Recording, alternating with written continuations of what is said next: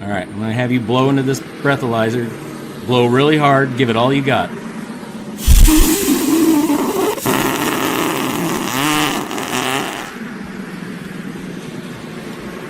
Oh my God! What did I pass? You shouldn't even be alive. You blew a 666. Wow, is that a pass? Did I win? Mother, man.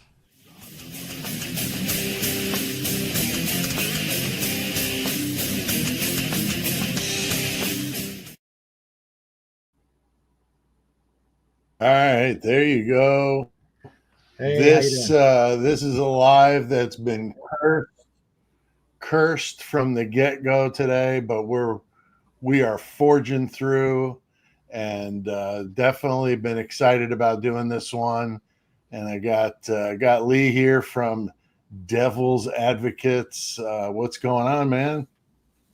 Not much. I'm trying to work out the technicals as well. It looks like it's not quite sending over to my side, but that's okay. If it doesn't happen, it doesn't happen. I appreciate you bringing me on and giving us a chance to talk together. So even if it's not perfect, we'll get there. Yeah, hell yeah. And I wanted to mention too, I'm a Yankees fan, and I see that you're wearing this Seattle stuff, and I've got nothing against Seattle, and I'm surprised you didn't note that the glow I put behind you on the thumbnail was aqua. Just nice. Thank just you. for you, just for you. That's very thoughtful. I didn't make the connection. That's you know, very thoughtful. I love it. The offering there of it's all good. We're all baseball fans. I love baseball for sure. So been watching it like crazy this season. But yeah, we'll get some people filing in here. Give them a minute to get seated and grab a donut and some coffee maybe on your way in. And I'm trying to figure out if I'm actually streaming on my side. So I don't know that I am. So while we're waiting for people to grab something, I'm just going to see if I can figure out why I might not be doing my side right. But hey, if it is, you know, I'm showing up in my top right that it's got my logo with a check mark with the play button and yours with the play button. Okay. Well, then I'm gonna trust. I think you're good on your end. So. Perfect. So very cool. So guys, we're looking forward to doing this. How I happened to come across his channel was I was in my comments. I think it was in the comments one day, and I saw somebody mention it. And I'm always open to see what new channels are out there, and sometimes they show up in my videos for you kind of thing. But this was. I actually went and found it and then watched a couple of his videos. And the one that I really liked that was the first one I saw where he does a countdown of the top 20 theories of his. And I really like the way you did that, Lee, because I was wondering if any of my wacky ones were going to end up in there. And you did say something about murder mayhem or something. And I said it wrong. I know. I was like, you're like, he didn't quite get it right. And I'm like, damn it. I'm such a douche. But I paid you back in the last live I did. I kept saying devil's disciples. And my wife is in the other room and she's going advocates. And I didn't know what she was saying. I was just like, at least I had the banner correct on the bottom. So there were people. That was funny when we did that. I thought, is he paying me back for getting his name wrong? Like, nah, I don't think he's even doing that intentionally. No, I wasn't. No, it's just my 58-year-old brain, I guess. But I'm with you, man. So when I do a live here on Murder Metal Mayhem, not playing any games with any nonsense. So if anybody's in the comments wanting to be stupid, we could be stupid right back. Got no problem with that. I saw my girl Donna Lembo in the house. She is one of the moderators. I saw Catherine S., also a moderator. So we can put them in timeout, and that'll be that. So just not going to deal with it. And I don't want to ruin everybody's experience with just somebody being silly. It's my beautiful wife, Jenny. Hello, wife. Nice to meet you. So yeah, so we just don't play any of that, and that's good. I think you guys can appreciate that. And Lee, do you see much of that on Oh, well, Devil's Advocate? that's just it. I was so glad that you said that people are sometimes horrible in the chat. It's like I thought it was just me because I get my ass kicked on a regular basis. So yeah, I have learned. It's funny because I've grown up a people pleaser, and so it's hard for me to take criticism. And someone reminded me very quickly, if you're going to do YouTube, you better get used to criticism because they are brutal. And I have now learned very, very quickly to kind of quiet the noise and not take it as personal. So I'm working on that. Yeah, that's always best. And I guess from being a musician and being heckled on stage and all that, I'm pretty desensitized to it all. But where I was going with that before I let us into the weeds was I watched this video on his channel and I was like, I immediately subscribed and liked it.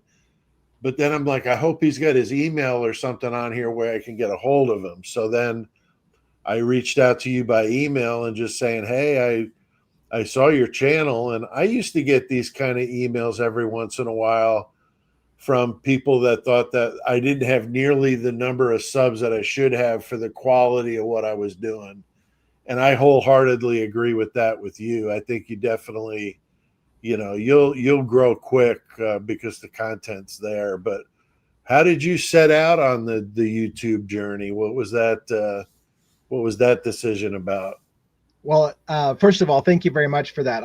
I do get that comment from time to time, like, I don't understand why your channel is so small. You should be bigger. And I'm like, well, I'm with you. I'd like to be bigger, but I'm just a little guy.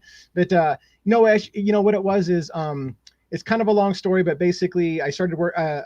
I moved to this area where I'm at here to take care of an ailing family member. And then I started working for a school district here. And I just was like, you know what? I'm kind of close to retirement. I feel like I'm close to retirement. And I thought I got debt free when I came here. I was in a good place, had a little bit of money in the bank. And I thought, you know what? I'm just thinking I'm just going to try something new.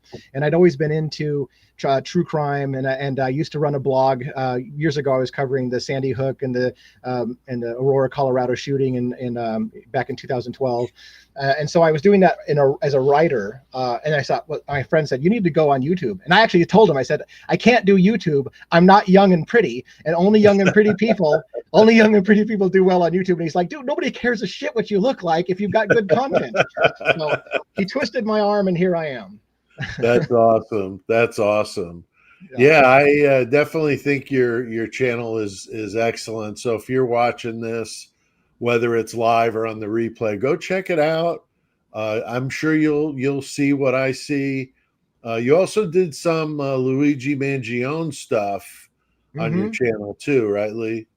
Yeah, actually, that's how I started on YouTube. My first case that I started following, I started this channel in late December, early January. And the very first thing we started covering from day one was the Luigi Mangione thing. That had just happened on December 4th, I think it was.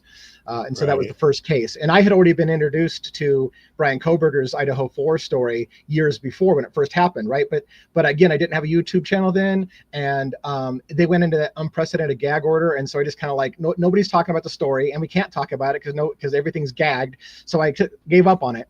And so when I started the YouTube channel, I started covering Luigi, and then all of a sudden I was like, you know what, I'm going to go look at Kohberger again. And it's actually probably maybe slightly more popular on my channel, the Kohberger stuff, than Luigi now, which is surprising because that's how I started, was with Luigi. But yeah, it's funny how it ebbs and flows, isn't it, with these true crime stories. I've been doing true crime as a young kid in the 70s, growing up in the Bronx and that surrounding area when Son of Sam was out doing his thing. And so that's what got me hooked.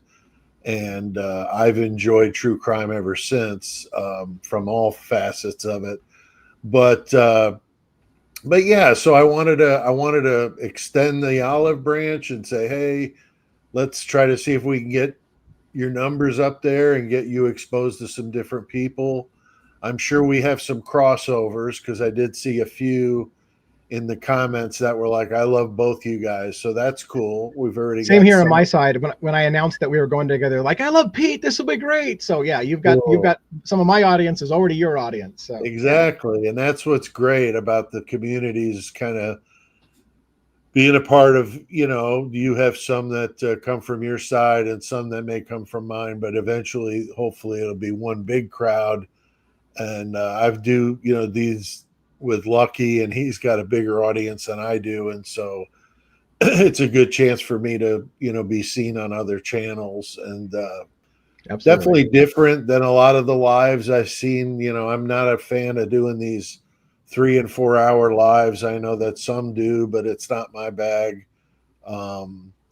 So we talked about this before we did this, is 90 minutes tonight, guys, we'll be done. So it's just the way we do it. And if you're watching on the replay crew, we appreciate you guys as well, because not everybody can catch it in one shot. So very, very cool. And so yeah, as soon as I saw you with Birdie and one live you did, I was like, yeah, this is gonna be fun. So I've never seen his content before, which I liked. So so I'm definitely gonna check him out. And next time you chat with him, maybe we can do something with the three of us. That might be fun. Yeah, that would be very cool. Yeah, Birdie's got he's got a different style than me, and it's kind of funny because we kind of almost complement each other in the sense that he kind of goes a little further conspiracy theory than I do. I mean, I'm a longtime conspiracy theorist myself, but he'll dive into some areas that I'm like, well, I want to vet that a little bit before I talk about it, So when we get together, he'll sometimes like, hey, what do you think about that? And I'm like, I think I'm not ready to talk about that publicly until I think about it for a little bit. So yeah, it's a good thing. I really dig his style. He's got a really big audience, and yeah, I think we can get you on that show with him probably. So that'd be cool. Yeah, that would be cool.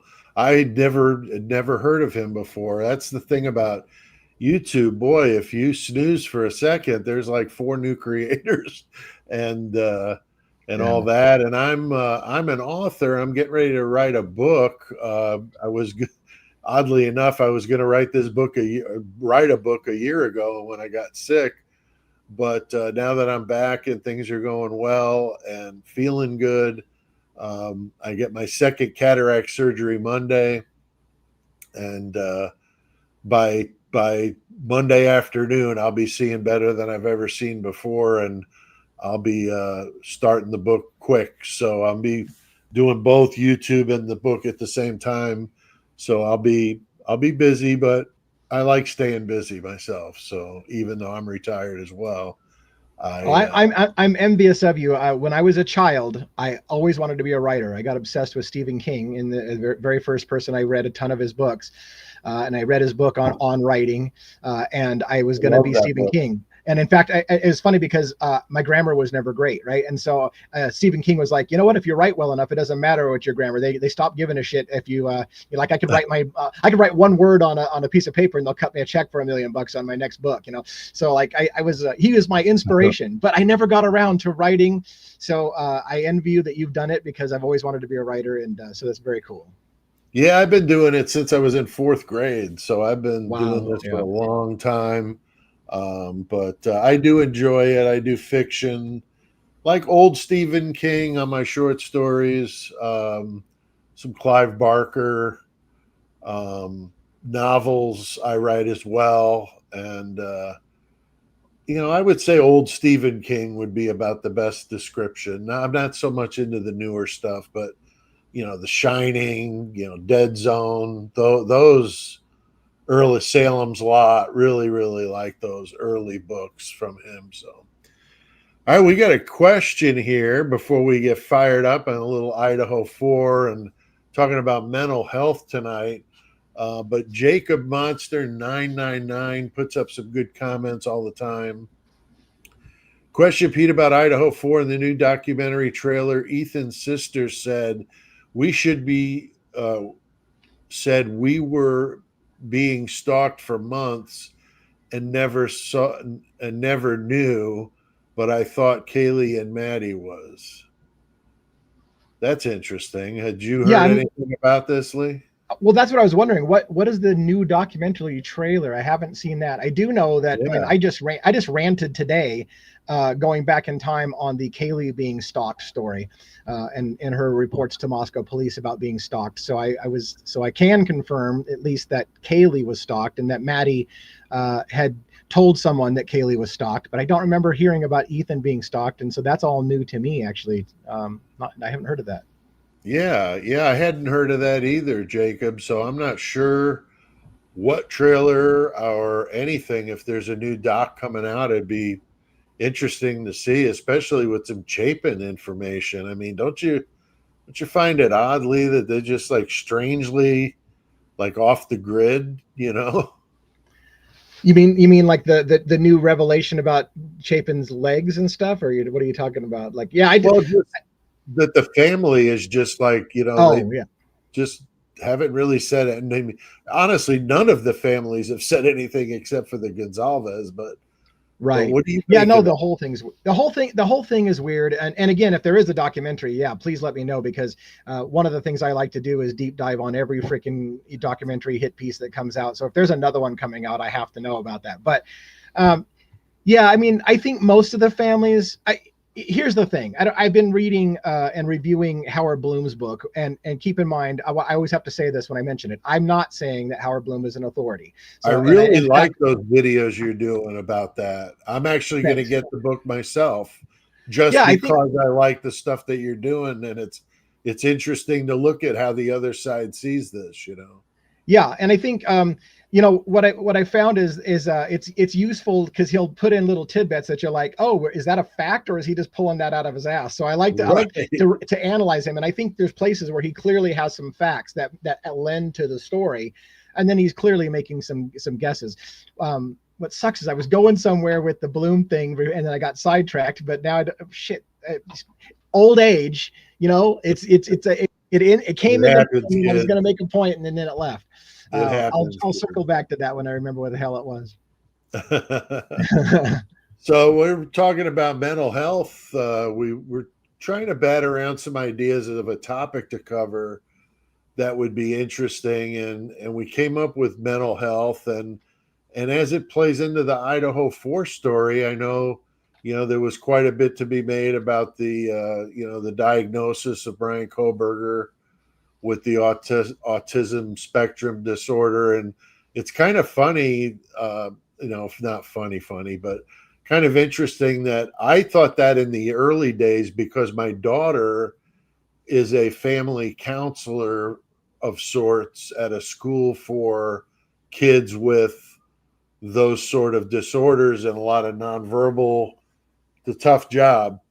And she knows all about that. And I asked her in the early days of this, with the whole OCD thing, when we heard about him wearing gloves when he was going through the trash and all that kind of stuff.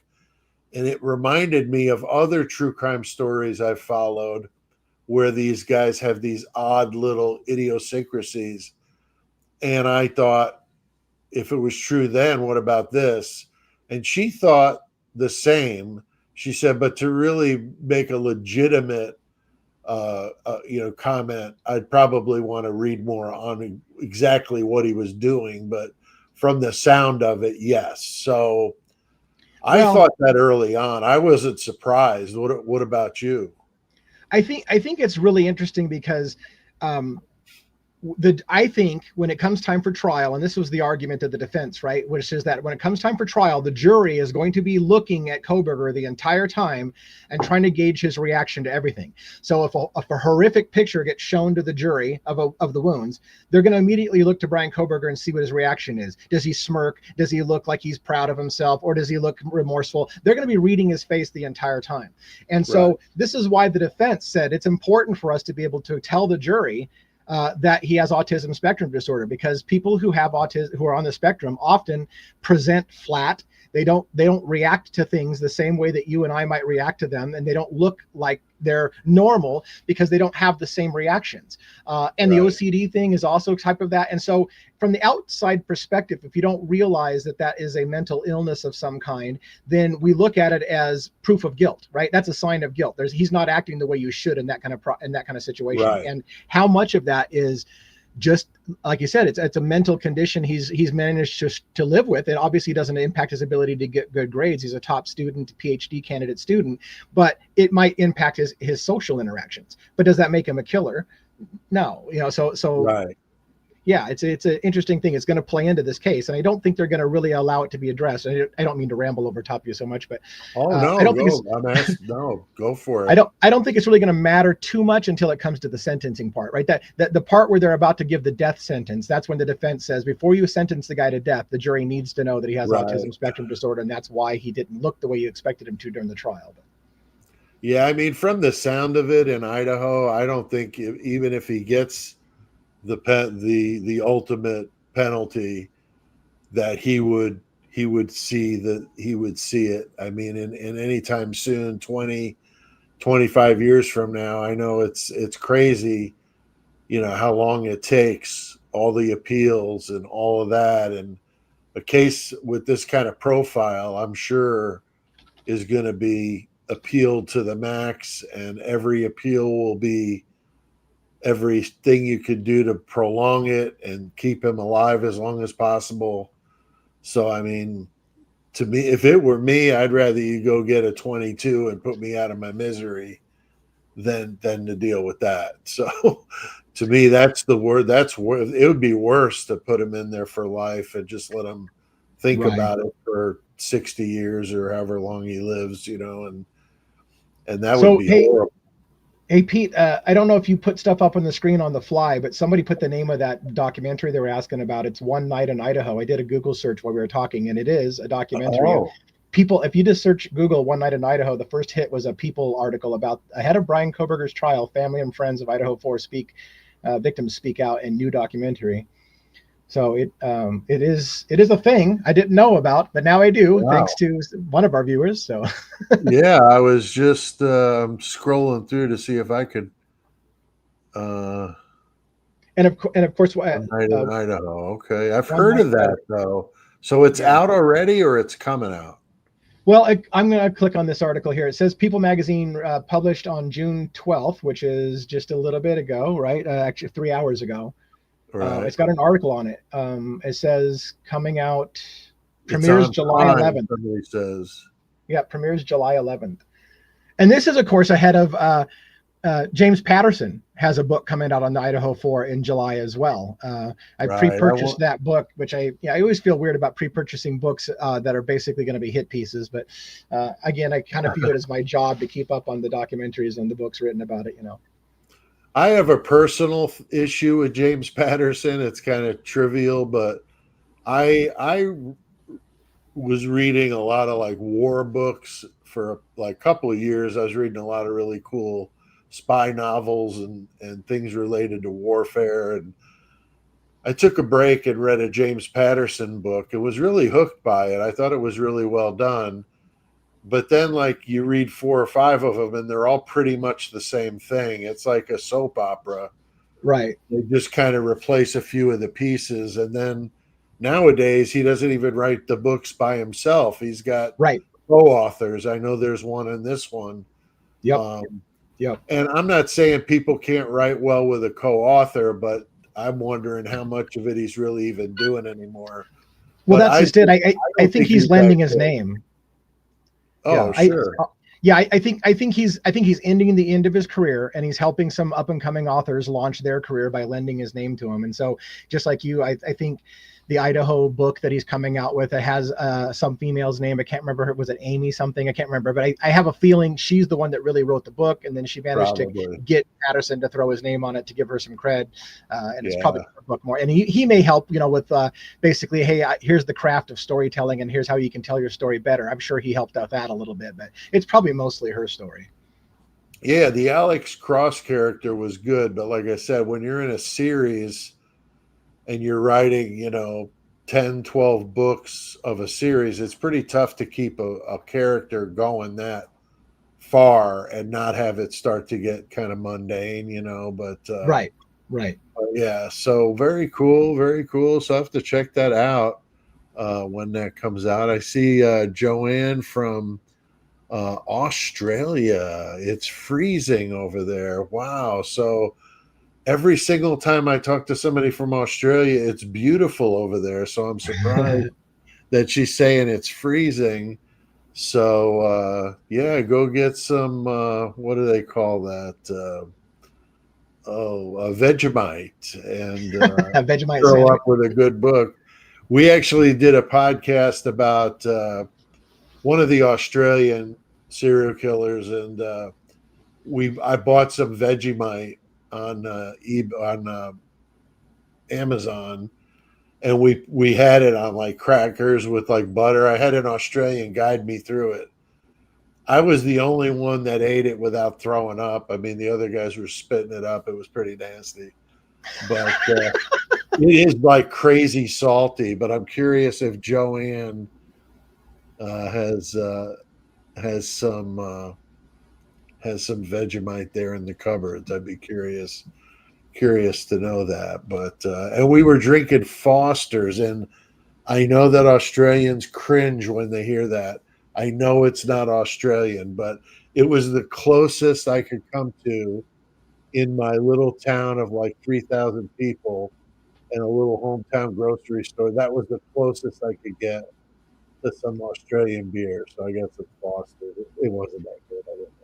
I didn't like anyway, so yeah. Oh wow, we got somebody from Rome, Italy, Marta Holy crap. Vastelli. Very nice, very nice. We got Haley Rose from Vermont. What's up, Haley? And I like this one. Teresa Morris says, "Hello, Pete, and new cool guy from the most excellent channel." So if you ever have a second channel, you could call it that. Most cool guy. The most cool guy from an excellent channel. I'm going to do that as a tagline on my next thing. Hey, this is the cool guy from an excellent channel. You should. You should. Very cool. So yeah, Joanne says it's winter snowing in some states. Wow.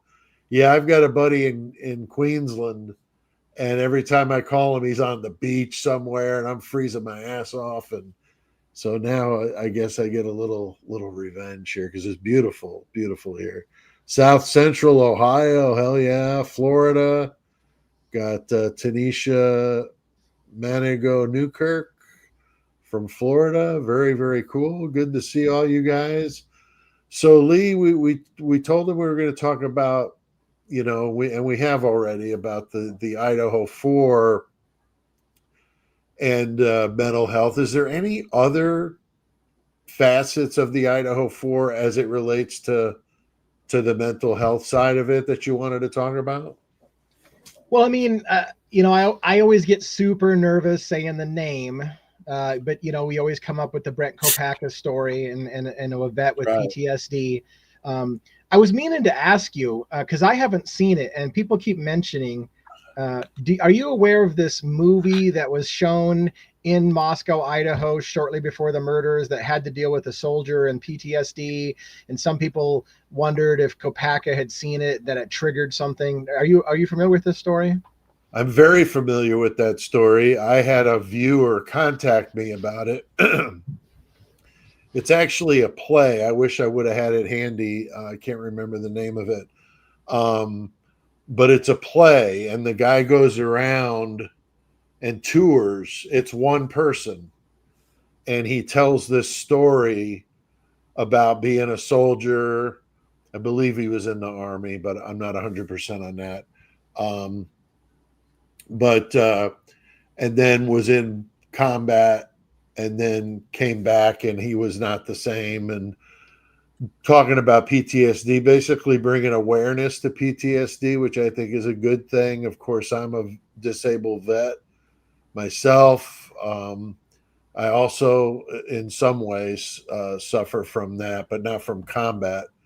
But I can relate to it, and I did a full hour video on this subject, and I interviewed a former soldier. He was a sergeant of mine when I was in the Army at Fort Hood, Texas, and he suffers from it terribly, but he's overcome it through therapy and good people behind him and encouragement and so forth. And he's just a very strong individual. And so to hear him talk about it and how it broke him down to the bare bones is pretty heavy. And so if you're interested in that subject, check out my playlist for true crime deep cuts. and you'll see the one I did on Kopacka, where I interviewed my friend GW Ayers. So But this wasn't a movie, then it was a play. Was it like, was the guy actually performing it locally? And yes, I have the video. I'll dig it up because I have it. It's the full video of it. I have it's on YouTube, I believe, but it's it's not from that night, but it's from like a night before on the tour. But this person that sent this to me he was nervous, did not want to be acknowledged. I kind of stayed away from the story because the guy really did seem genuinely nervous about it, because his concern was about the person performing the play. Could he have been in some way, shape, or form involved with this? Because I was like, well, I'd be curious to see where else he was performing, and could he have been within striking distance on his tour before this happened, where he could have exposed to those girls and then came back and did that. I don't know. So how I mean, I've got lots of questions I'd like to ask you. How close to the event was that play? It was that night. It was that night. So someone had told me they thought it was the week before or something like that. So I didn't put too much relevance on it, but it was the night of. As he told me, it was the night of. Yeah. So he was also thinking that could Brett Kopacka have heard about it, went and saw it, and had an episode, and then stumbled upon the house. It was like a 2-minute, it was only a few minute walk from the 1122. So I think you're a lot like me in the sense that you allow yourself to think of a lot of different possibilities and scenarios, right? Like you don't stick with one thing and say everybody else is a moron. You keep your mind open. So I want to ask you this question: if you were to rank the Kopacka story on your list of most likely scenarios, or give me a percentage chance, what percentage chance or rank would you give Kopacka as a possible suspect in this case? Is going down the idea that Ann Taylor has submitted alternative suspects, what likelihood do you think Kopacka is one of those alternative suspects? I would say, man, I've been all over the board with him, but I would say maybe 25-30%. I'd like to say more, and the only reason I'm not saying it's zero is because I find it very hard to believe that the way he went out was completely out of the law of averages, like that's just how it went down. It seems like, in my opinion, what happened, if you were to ask me, is I think some people in that area that like to sell party favors to these kids knew him because he was a junkie, so he would have known them. And when I'm talking about Emma and Demetrius, and he would have known them, and if they knew his background, he would have been the perfect patsy, and that I think they swatted him. Yeah. I think that's how that went down, and those guys from Pullman were so jacked up from the Idaho 4 having just gone down that I think they went in there way too hot, way too trigger happy, and took him out. Or I also wouldn't be I don't think it would be out of the realm of possibility to say that they could have even set that whole thing up, and he's in witness protection, and he's like some sort of, going to be the bombshell, guy to bring in the trial, that maybe he did know Brian. I mean, they lived close to each other. They both were runners.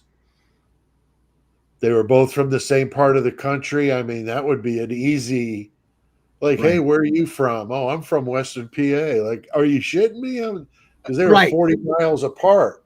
Right. They were only 40 miles apart. And when he was at DeSales, even if Kopacka was still in, I can't remember the town now, if he was still where his family was from, is still only 40 minutes, so Yeah. it's that far.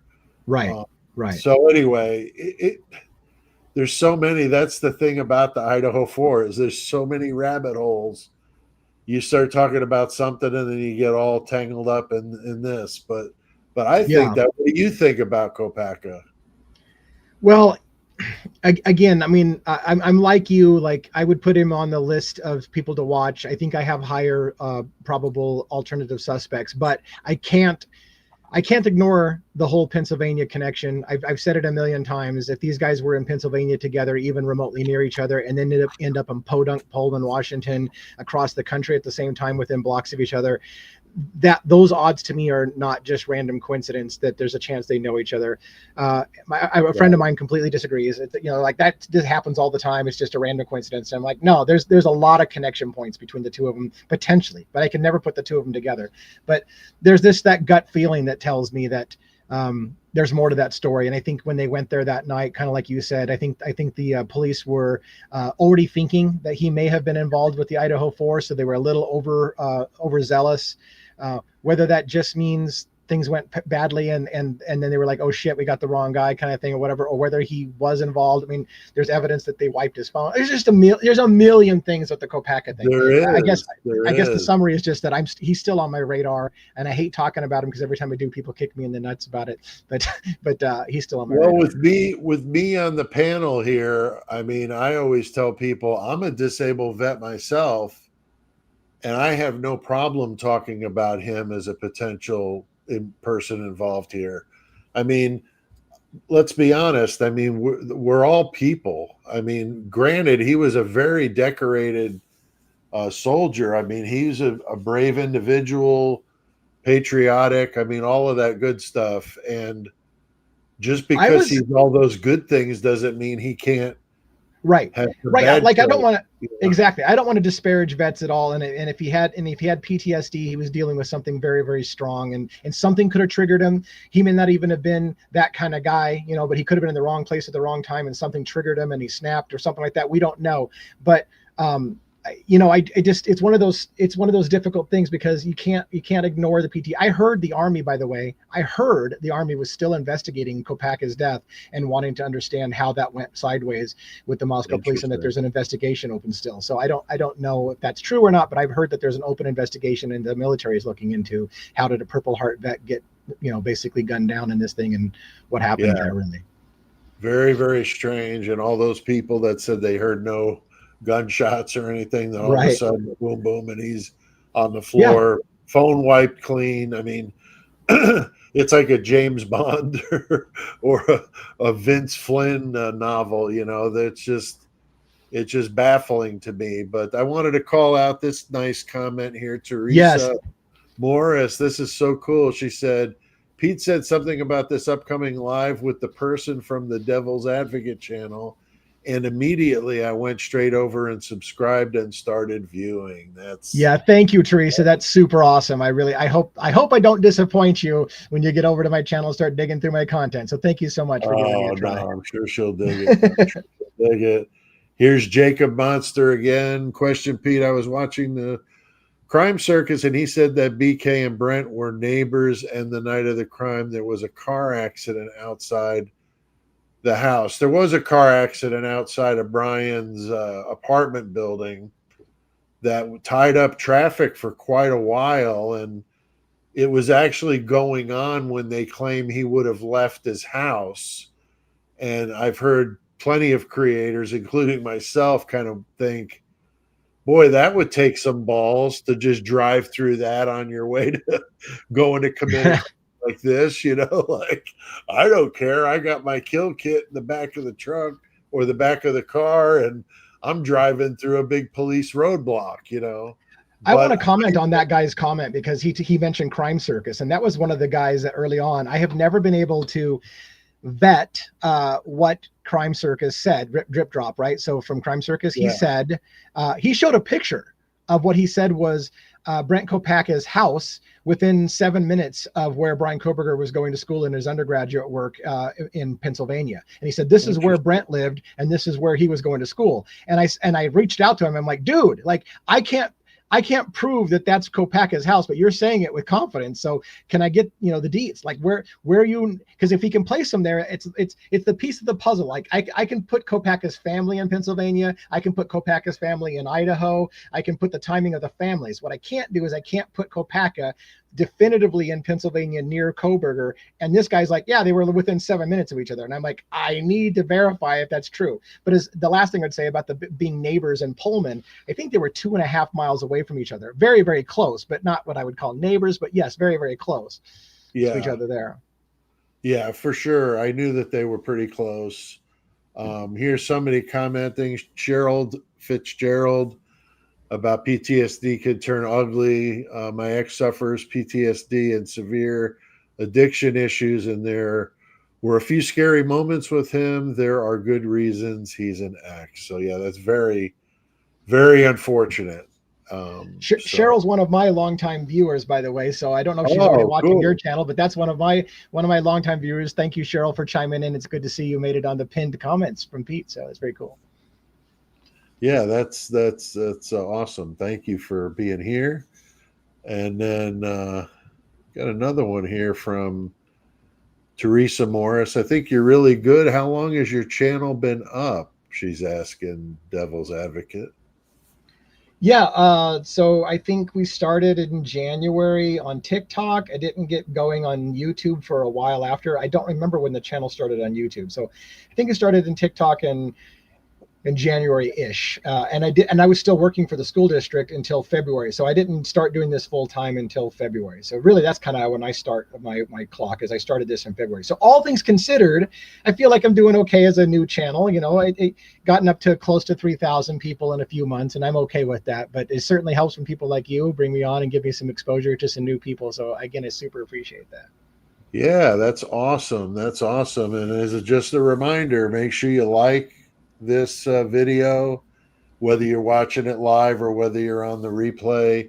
And if you're on the replay crew, you want to drop a comment below, let me know what you think, and you want to give some love to the Devil's Advocate here, and want to make sure that everybody gets their questions and comments answered. It's nice to be able to jump in and do that.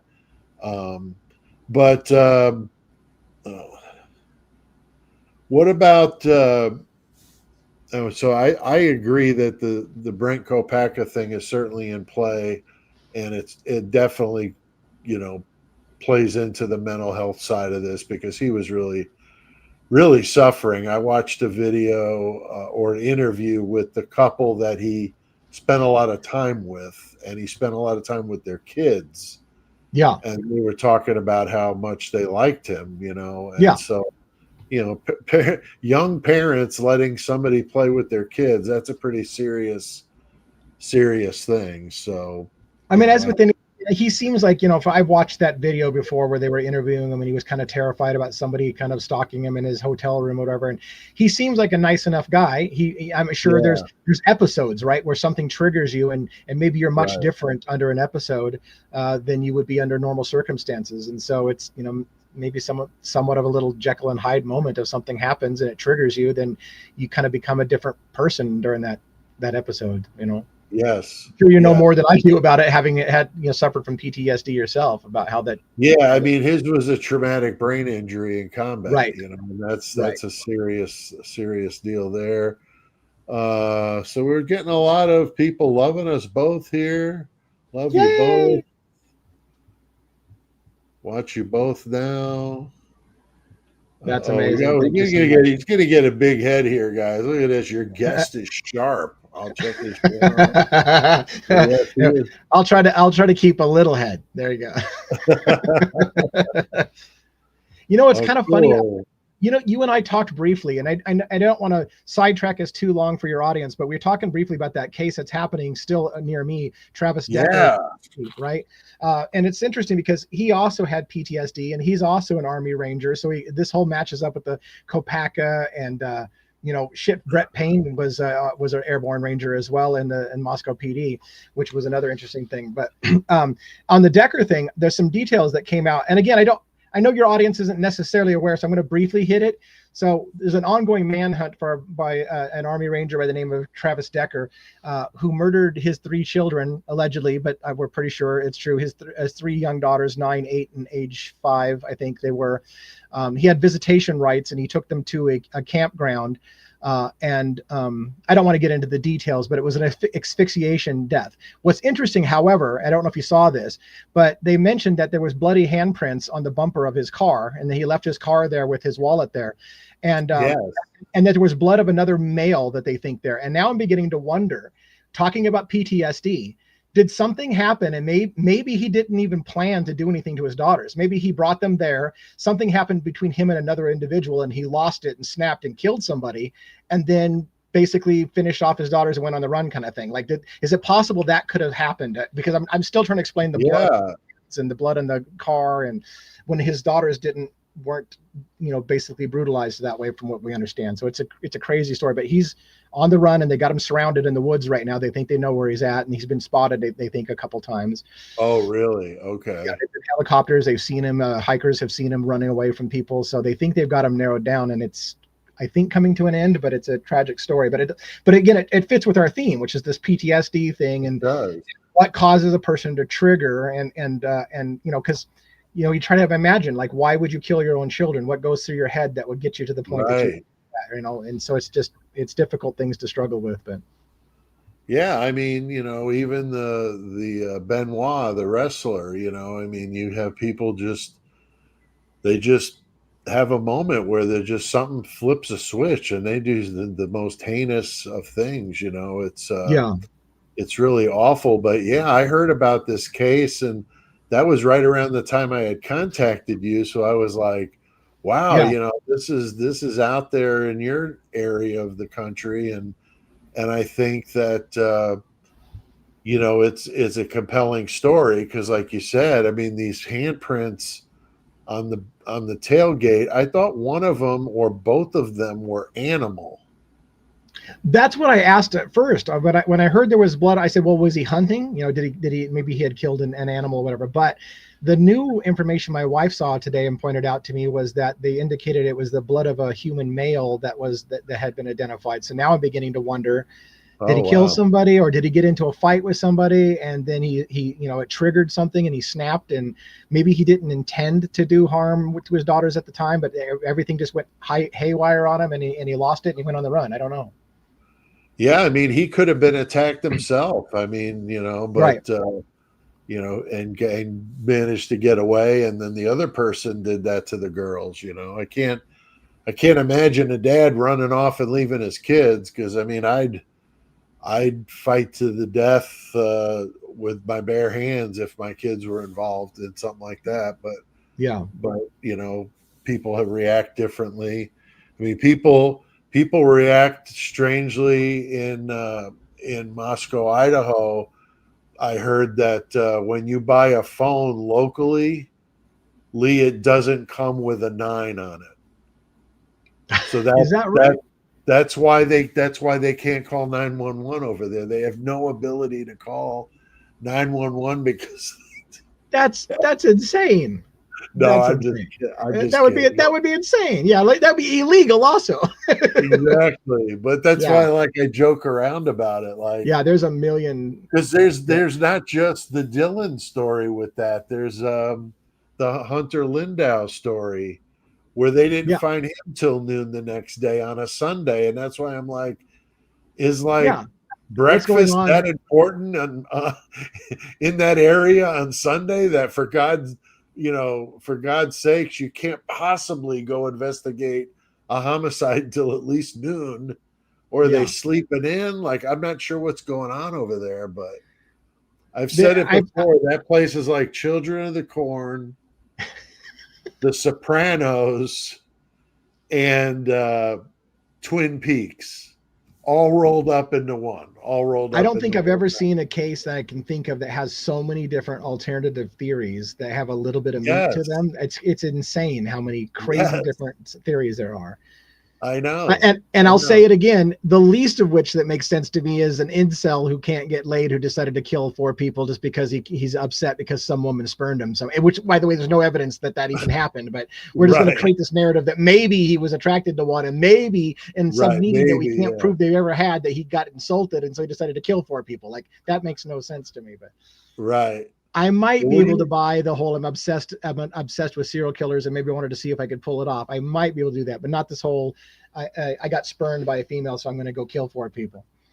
Yeah, I agree. I mean, it's very, very odd. I mean, he was definitely a student of serial killers, but then again, that was his degree work was in that. I mean, made a big deal about him looking at Bundy. I mean, you're talking about mental health.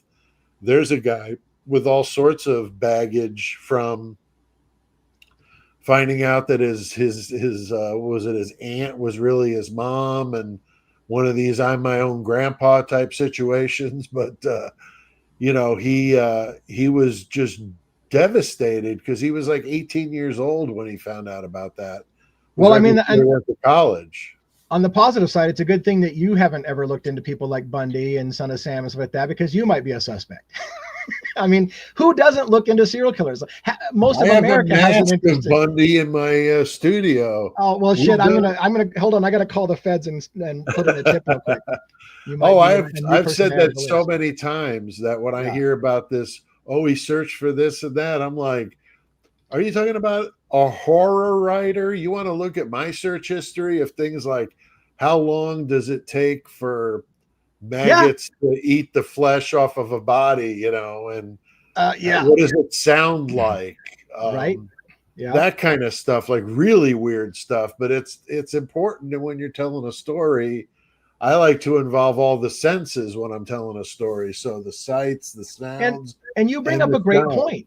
You bring up a great point, because for you being a writer, you're looking into things like, you know, how long does it take for a body to decompose, or how long before maggots form and whatever. And if you were ever accused of a murder, somebody would cherry pick that information and say, you know what, 2 days before the murder, he was looking up how long does it take a body to decompose. And everybody in America would be like, that effing guy did it. Did you hear? He was looking up on, and you're like, context, people, like you need to have the context. So exactly. Yeah, no, that's exactly true. I think I have a t-shirt somewhere that says something about my history. I'm an author, so don't mind my search history or something like that. But I mean, it's a thing. So I don't find any reason to pause of why he would have been searching about Bundy, because that's a classic example of a serial killer. You got the drifter, you got the up close and personal type of an attack, the necrophilia side of it. I mean, there's all sorts of roads you could go down with Bundy. So I could see where he would have found him interesting when he's studying criminology. Well, yeah, and exactly. I mean, it's a no-brainer. If you want to dedicate your life to being a master criminologist, you need to understand how criminals think. So you would study, anyone in that role would study the masters, you know, the ones that made all the big news, the Bundys, the Son of Sam, the Gacy's. You would study all those guys because that's your job. That's what you want to go into, is trying to understand how do they become the people that they are, and so that you can understand how to catch them, because you can't catch a killer if you don't understand how to think like a killer. But that's that doesn't make you a killer. Right. No, that's exactly right. And I know they want to draw the comparisons to Bundy with his last, it wasn't his last one. There was one more after the girls at the sorority house. But, that attack on those girls with a stick, and managed to do that in short order. Is it possible to do that in short order? Yeah. But, man, to go into a house with a knife with 6 cars in the parking lot takes some brass balls. I mean, that's just, or you got to be the biggest idiot on the block to go in there unless you've got some inside information, some inside stuff. Well, and to go back to the Kopacka and all that stuff again, is one of the things that Dateline NBC said, right, was that they added this new detail that Ethan's legs were carved up. That's how they worded it in the episode, and this was some shocking new details to a lot of people. And one of the things, I had done a long form video on knife fighting techniques in the military. When you're being trained in hand-to-hand combat, one of the classes you take for a period of time is knife fighting. And the knife fighting skills that are taught to especially elite soldiers are how to cut femoral arteries, for example, how to get into by the groin and cut the femoral artery so you bleed out very quickly. And I said, again, is it possible for one person to have murdered 4 people on 2 floors within 8 minutes? It's possible, but much more likely is somebody who's trained and knows how to do that kind of stuff and knows about, like, and I hate to bring all this up, but the thump against the wall, like literally in the knife fighting manual, it talks about throwing your opponent against the wall and disabling, charging them very quickly, getting in quickly, making your attacks, cutting certain things a very specific way. And I said a long time, if we get to know what, the public probably won't, but if we got to see what the actual wounds were, you would be able to know whether that was a master knife fighter or somebody who'd been trained in knife fighting. And I think this is something I haven't said before. Detective Payne, or the Corporal Payne, who was put in charge of the investigation, was a former airborne ranger. And I wondered, a lot of people asked why this kind of rookie cop who'd only been around for 2 years got in charge of such a big case. Is it possible when he walked into that scene, he recognized the knife wounds and said, I know what kind of person does, I know that style of knife fighting. Did he recognize something in the cuts? And is that why they kind of promoted him right off the bat to be in charge of the case? Because he was aware, like, I reckon this is how we got trained in the military. I know that style of fighting. So it's a armchair theory I have, that maybe that's one of the reasons why he got promoted, is he recognized the knife fighting style and was like, I have an idea already who could do that kind of stuff, that kind of attack in that fast a time. Yeah, that's an interesting point. I thought he was an MP in the Army. He was. I know he was in the 82nd Airborne, and so when you're in a unit like that, you're going to go to airborne school, whether you're a desk jockey or an infantry soldier, because it looks good on promotions. So when you're going before the promotions board and you're airborne and you're doing enough jumps where you're active, that definitely looks good. And if you're on a post where they're doing all that kind of stuff, then that would be a thing that you would do. I know when I was at Fort Hood, I signed up for air assault school, which is where you rappel out of helicopters. And I was just getting ready to start the school when I had my accident where I got hurt and then was medically discharged. So I know that Brent was a grunt, was an infantry guy, but he was airborne. So he would have been probably doing more jumps than Payne, being an MP. May have just had that tag, but wasn't really actively jumping into combat type of thing. I don't know, because when I looked into it, they were both in the same exact combat team. They were both in the same, not just an MP. Like, he did serve as an MP, but he also was in the same combat team as Brett Kopacka. Okay. So I don't know. I think he did do combat. I think he was in combat. Okay. I think he was in the same combat team. I got a video talking about it. Unfortunately, because I've never been in the military, I got my nuts busted a little bit by some military guys going, you need to get a little bit better on your terminology, because 82nd Airborne is a huge division, and you're not understanding the breakdown. But I did say, question is, were they or not in the same I think it was CBT combat unit? They were in the same unit together, not necessarily at the same time. I'm not saying that they served at the exact same time, but I'm saying is they were in the same exact combat unit in the 82nd Airborne, and I found that interesting. So again, whether or not he jumped and deployed behind enemy lines like maybe Kopacka most likely did, I'm pretty sure that Kopacka did. Yes. And I think Payne did as well, and also served as an MP, but I don't know. Maybe he didn't. Maybe he didn't jump behind enemy lines. I don't know. Interesting. Either way, it's a fascinating tie that people have in this story. The Idaho 4, I mean, it's definitely compelling, but this the one in Washington, I mean, I'm really curious to see how that ends, because that Travis Decker, he is a bad individual, it sounds like, and he unfortunately was a good dad and then just slowly started to fall into a bad way and just kind of let the mental health completely slip away. Yeah, and I think I mentioned to you briefly, one of the sisters of the wife of the mother of the children or something like that went on TV, and she kind of indicated that who failed in this system was the vet, the military help for his mental health, because he stopped going to meetings. I think you and I talked briefly about this, about, if the guy stops going to meetings, then he's refusing help, kind of thing. So maybe you can give some insights on that whole, like, did the system fail him? Did he not get the proper mental health he should have had, or how much was it on him to get that help? So I don't know how much states differ when it comes to the VA, because the VA is nationwide, but each individual state has like a division, so to speak. And so I don't know how much the statewide VA impacts that sort of thing. But where I am here in the Midwest, I got my amputation in October, and I have a social worker from the VA here locally that calls me every week asking me if I need anything. Do you need anything at all? Yeah. So I would really find it hard to believe that somebody with PTSD, as he had it for sure, with his background as a combat vet, would be out there just kind of getting ignored.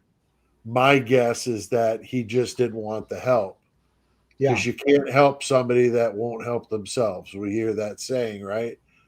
So that's kind of what I'm thinking. And I heard the same thing about Kopacka. But with Kopacka, I heard that there was very few places for him to go in that rural part of Washington. Yeah. That if he had lived closer to, one of the bigger cities, there would have been maybe more facilities he could have gone to that were close. But I still have a hard time with that, because I see one of the doctors that I see every month is on a video call. So the VA's been doing video calls for years. So even if he was in a remote part of the state, he could have been talking to, a shrink in Seattle, Right. and would have been, talking to somebody, far away. So I don't know. I think it's more like he just didn't want the help. But even so, I'm sure, I'd like to get your opinion on this. Even so, like, let's say you're getting weekly or even bi-weekly help, and you're getting, some mental health, whatever. There are triggering events, right? Like, I remember when my dad was living with a vet with PTSD. If fireworks went off, he'd be on the floor crawling through the living room, thinking that he was getting shot at, kind of thing, right? So, you could still be getting help and still have a triggering event that sets you off, right? Oh, and sure. So it doesn't even matter really if he was getting help or not. That doesn't mean that you still can't snap under the right circumstances. Oh, of course. When I interviewed that sergeant, he said that just because you're on meds and you're in therapy doesn't mean you're not going to have an episode. He said he was in line. I don't know if it was at an airport or somewhere, and there was these really obnoxious kids fiddling around right next to him, and they were like bumping into his bags and like really getting obnoxious. Yeah. And he said he could feel himself slipping, and he almost like went off on him, like would have been like way out of line probably. Yeah. For being where he was and all that, and these kids being little kids. But yes, I'm sure that there's that. I know, with the meds that I'm on, it doesn't totally make it go away. It just dulls it. It lessens the severity. In my instances, nothing like what we're talking about with a Kopacka or one of those guys. Because like I said, I wasn't in combat. I joined during Desert Storm. I was at Fort Knox, and we were all supposed to go to Kuwait. And then all of a sudden they rescinded our orders and kept us all in the U.S. because the war was winding down. And then I went to Fort Hood, Texas, and then that's where I got hurt. So, yeah. But I saw this comment here as we were talking about the PTSD stuff, and I didn't want to let it go just because Carl is a great viewer here and has some wonderful comments and really good insight himself.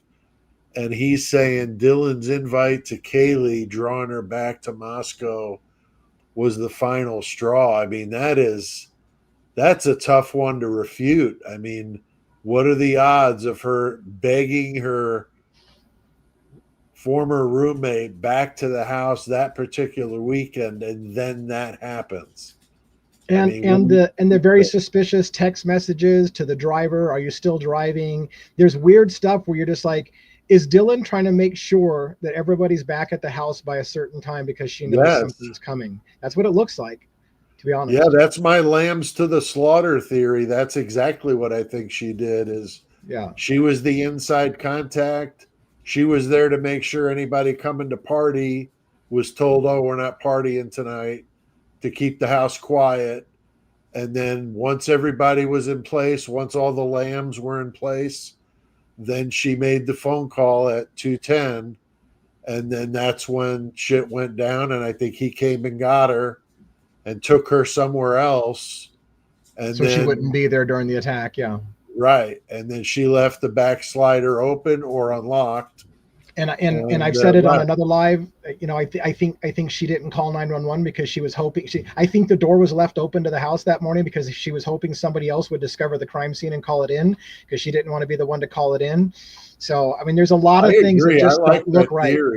I like that theory. I don't know if I heard you say it, Lee, or somebody else, but I was like, bingo, that's a smart move. I actually watched Nika's Neuro Nugget. She can be kind of wacky sometimes, but she was talking about, did Dylan set up Hunter by having him be the one to walk in on it all, you know? Right. Like, you could take it that way too. You could take it that way too.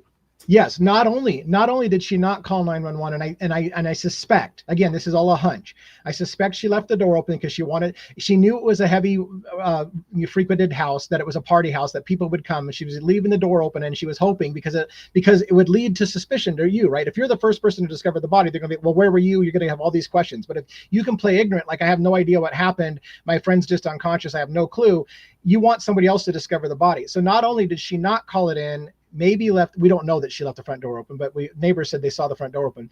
But when she does call someone, she doesn't call 911. She calls friends to come over to the house. Why? Right. Because I think she wants the friends still to discover the scene and make the phone call to 911. She doesn't want to make that call. She wants somebody else to make the call. And when they didn't come by and just do it by random chance, she calls somebody over to discover the scene and make the call, because she doesn't want to make the call. So I think she knew what happened. No matter what, I think she knew what happened, and she wanted somebody else to make that call. Oh, yeah, I'm sure, because, of course, their story, or her story of, I was so out of it, I was so drunk, I think she hoped that the cops wouldn't even put her on the list, because they figured, you know, she's just an innocent bystander here, was just drunk in her room. And that just is always ate at me. That just didn't seem right, to just excuse her for that. I mean, I want to know, did they blood test her?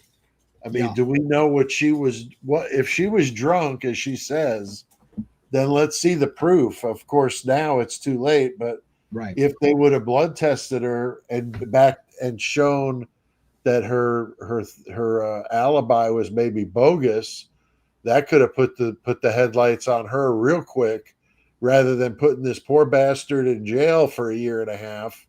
And we don't even know that the guy did it. I mean, there's no definitive proof about it. And I think there's a lot more proof that Dylan could have potentially been involved than him. And you probably get the same thing I do, where people shame you, right? You're victim shaming. Oh, how dare you? You know, these poor girls, they're victim shaming. And I'm like, you know what? Here's the thing. I just want to get this case right. If it's Brian Kohberger, then he deserves what's coming to him. If it's Brian Kohberger, I'm not wanting a killer to walk free. What I want, though, is the answer of what really happened. And I certainly don't want people who were involved in it walking free because we were lazy and just had to hang somebody for it, and we don't care about getting it right. Let's get it right. And so when I ask these questions, it's not a matter of trying to defend Brian Kohberger. It's a matter of wanting to get the right person and make sure that people who were involved and knew it was going to happen, who maybe lured people into the scene, that we get those people too, and we don't just take the easy answer. Yeah. No, I think you're right on. I think we agree here. This is one on the other side of it, and I know this was in your top 20, Lee, talking about Another, what I called my alive theory is that they're all in some sort of witness protection, that the whole thing was bogus. And here, Estes Crime Maze, I love that name there. You got to be careful of saying that name here, or it tends to get in trouble. Devil's Advocate and Pete, there was no atrocity. That's FBI bullshit. Totally staged crime scene. I've said it, is what my burning question is: how is it at noon that there's no mention of red stuff all over the place and the smell of decay and feces and everything else, which would have been atrocious in a 10 by 10 bedroom with the door closed or open? So whatever way you want to go there. But how is there no mention of it whatsoever then? And then 5.5 hours later, when Kathy Mabbitt decides to to stop watching Hee Haw for an hour and go to the crime scene to do her the coroner investigation, and she said it looks like Charles Manson showed up to party. How does it go from that to that? One of them is lying. One of them is lying. Or how did it all of a sudden become the bloodiest scene you've ever seen when 5.5 hours earlier, these college kids are in there talking like they're ordering pizza, and they don't sound nearly as freaked as I think most people. Put yourself back at 19 or 20 years old and walking into something like that. I mean, holy crap, you'd be losing it. And these guys don't. And when they are, quote unquote, losing it, it sounds so rehearsed. It's absurd, like a junior high school, performance. It's absurd. But I don't know. What are your thoughts on that? Well, first of all, I mean, I don't want to disparage any thought. I'd like to keep open minds. It was enough of a possibility for me that it made my top 22 theories list, but I did put it at the bottom of my list at the top, basically saying the idea that this was all staged is harder for me. I'm not saying it's ruled out or I wouldn't have put it on my list in the first place, but it's harder for me because I think the elaborateness of this is over the top. The number of people you would have to have lie and come up with all these stories and maintain this for 2 years is harder for me to go down the rabbit hole of it never even happened and they're all in witness protection or they're all actually alive or it was crisis actors or whatever. It's because I just feel like the attention on this case and the amount of details that's come out is too elaborate for that to be taken too seriously. But again, I don't want to disparage the guy or anybody who thinks that way because I put it on my list for a reason. It's a possibility, right? No, I'm with you. I even said it when I made my video is I know I'm out here on a limb with this one, but like you, I like to explore all the options because, I catch flack just like you do. People saying stuff like, we've already talked about the grub truck. Why do you keep bringing it up? Or why do we talk about the Banfield? Right. Well, here to tell you, you can watch the Banfield video 20 times and on the 21st time, you'll see something else. Yeah. I mean, it's an interesting one, the grub truck as well. But I don't see anything wrong with looking at facts over again. I mean, if you're a cop and you're trying to solve a case and you're at all your dead ends, what else is there to do but shake the box up and start looking at stuff again? That's how cases get solved. And you and I could be sitting here batting around something that maybe police never even thought of, And as to the, I want to talk a little bit about that whole crime scene smell that we talked about, which is a little gruesome, but let's talk about this a bit. Some people have busted my nuts again because they're like, have you ever heard of desensitization? They're in the house. They wouldn't have noticed it because they're in the house with it. And okay, that's all fine and dandy. But I don't buy that. And I will say in Howard Bloom's book, And again, as the caveat, I do not view Howard Bloom as the authority on any shit. So let's get that straight.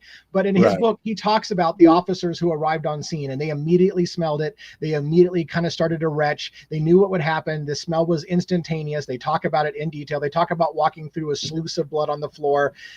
They knew what it was before they saw the first body. They could smell it in the house and they knew it was there. So again, I don't think you can get that desensitized to have been in the house and not know what happened. They knew. I still maintain the girls knew what happened, and they wanted somebody else to find that crime scene. That's what I think, and I think that to go to the idea that it didn't happen. How many people are going to lie about hearing, smelling the smells when they showed up? The lead chief of police who says, "Hey, look, my officers are going to need some mental help on this one because this is going to hurt some people for a long time. They're going to need some therapy and shit." That kind of stuff is what you would expect if they had just walked into that crime scene as we were told it looked like. That's true. That's true. I know. I spent a day when I was working at a factory that slaughtered animals, and it was a smell of ammonia really strong when you walk in there, about knock you down. And I spent a good day there, and it was as strong as the moment I walked out the door than when I walked in. Now, the guys that had been working there, of course, they were desensitized to it. But I was just like, my God, I don't know how these guys work like this. So I don't know, because I'm not like a chemist or anything, but how long it takes for that to set in. But the smell of death is definitely very distinctive, and I would imagine it would have been pretty gruesome. And that's why I've wondered if the people that did this were sophisticated enough to play games with hot and cold, because if they would have turned the heat off and opened up those doors and windows, that house would have been friggin' cold, and those bodies would have matured much slower than had they cranked the heat up and closed all the doors and windows and let it get up to 85 degrees in there. So you make an excellent point. I mean, if it's November and there's snow on the ground and the door is left open, the front door was open. We saw it. I've heard the slider was open too. So, now you start to come in with the counter to my own position, which is that colder environment, right? And wind blowing through the house. If you got both the back door and the front door open, you've got a draft going through the house now. So the cold could suppress the smell a little bit. The wind coming through the house could, still, I will maintain that they knew what happened in that house. But you could start to suspend disbelief if you say, well, it was cold and the smells maybe were wafting through the house and out the door. You can start to make some excuses for it, maybe. But I wasn't so much thinking of it from the smell, was the time of death, because Richard Kuklinski, the Iceman, he was a hitman for one of or several of the mob families in back in the day. And that's how he got his nickname, was he would put victims on ice and then dump them days later, and they would have no idea when it happened because of throw off the timeline. Because of all that. So I just wondered, when I saw the door open, that was the first thing I thought of. And then the next day or later that day, you saw a heating and air conditioning truck there. So that's what made me think of maybe they turned the furnace off and like ripped the thermostat off the wall so that nobody could turn it back on again, and just walked out the door. I don't know. I mean, it's possible. Like we said, that I've never seen a case with as many alternate theories as this one. And we know that there's good reason to believe that the murders happened at least an hour before when they say it officially happened. The only reason we're stuck to the 407 to 420 timeline is because they're going with the lone killer story, and that the Elantra showed up at 407 and left at 420. That's why they're trying to pack it in there. But there's lots of people who are saying early on they thought the murders happened between 3 o'clock in the morning, somewhere around that time frame. We know the girls were texting and calling around 3 o'clock, so they were alive, but sometime after 3 those murders could have started, and was somebody trying to throw off the timeline in the house. And like you said, maybe the open doors and the temperature drop could be a way to try to throw off the time of death so they wouldn't know exactly when it happened. It's all possible. Yeah, I mean, Kathy Mabbitt here, we got a comment here back again from Estes Crime Maze. Exactly, Pete, they never treated it as biohazard, and Kathy Mabbitt paid paid to play, in my opinion. I mean, she seems like she's definitely towing the company line when she's doing those interviews, because she seems incredibly uncomfortable and unsure of herself. I don't understand what the uncertainty is there, other than, should I tell this lie, or am I going to end up in a jail cell, next to Cobra?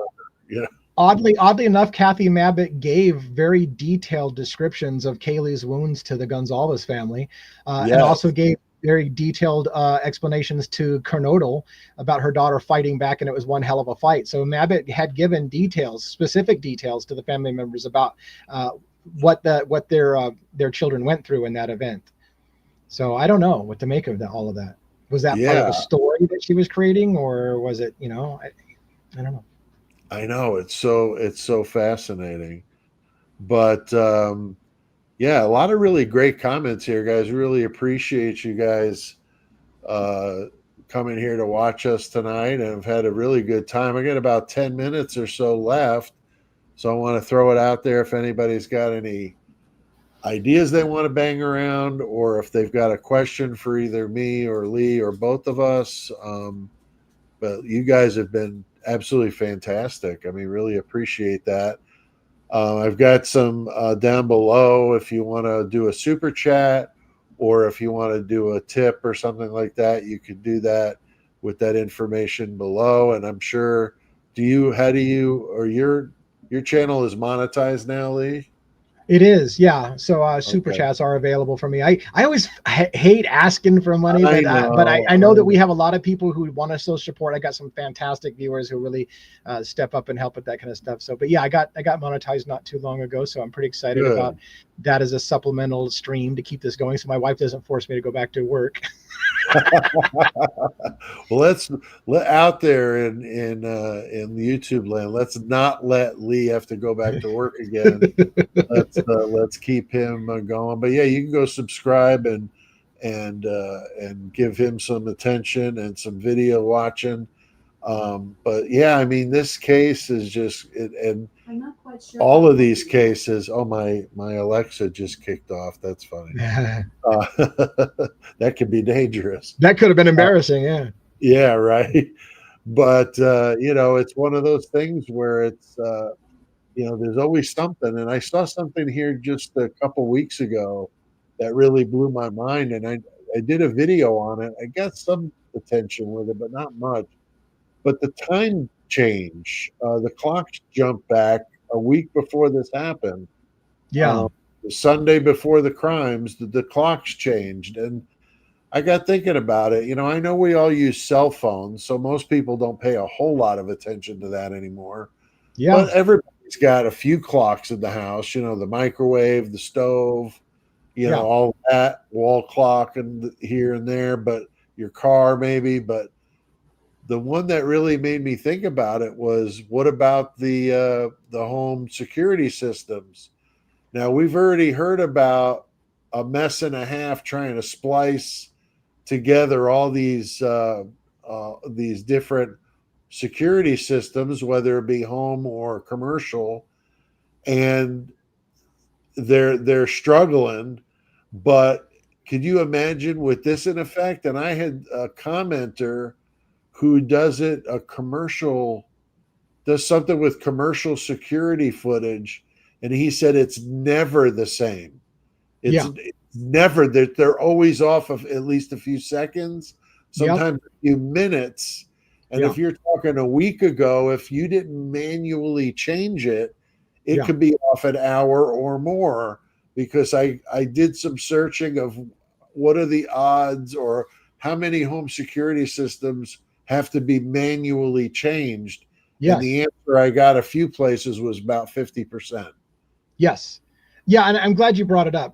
It's absolutely true. I've worked in IT for a long time, and when the time change happens, a lot of times we forget in IT to change the time zone on the camera to make sure it was in daylight savings time. It's off an hour, and and if you're in a criminal investigation and trial, you can say, I know the timestamp says it's 3:20 in the morning, but it really is 4:20 in the morning, and here's what happened, and you have to explain it. You can't just go in and manipulate the video and put the right time on the thing, because that that then looks like you're trying to hide something. So you're absolutely right. It's really common for people to miss those cameras and for them to get out of sync, and it makes you wonder if anybody has already manipulated the timestamps on the video footage to make it fit what, you know, and not have to explain why the time's off an hour or something like that.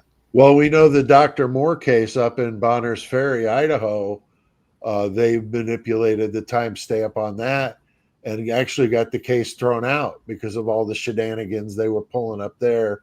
Old Detective Tollison from the Idaho State Police, and he was in the early days, he was on the Idaho 4. I'm not sure if he still is, but he was involved in it. I mean, what in the hell were they thinking to put a guy like that, who was suspected at the time of doing this in a case in Bonners Ferry, to send him to Moscow? Yeah. So many weird angles. It's nuts.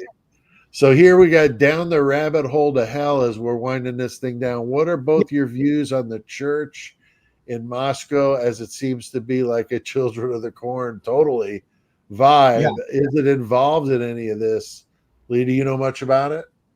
I do, because of that guy that I have to mention again. Howard Bloom has a chapter or two about the Kirkers. I think it was the Kirkers, that the name of the religious group that was heavy in Moscow, and how half the city is religious and half the city is a drug-infested party zone, and how they fight amongst each other. And there's this whole dynamic with religion and whatever. So it is something I'm aware of because of Howard Bloom bringing it to my attention. It's funny because I went to school at WSU and I don't remember the whole church vibe in it, but Bloom covers it pretty heavily in the book.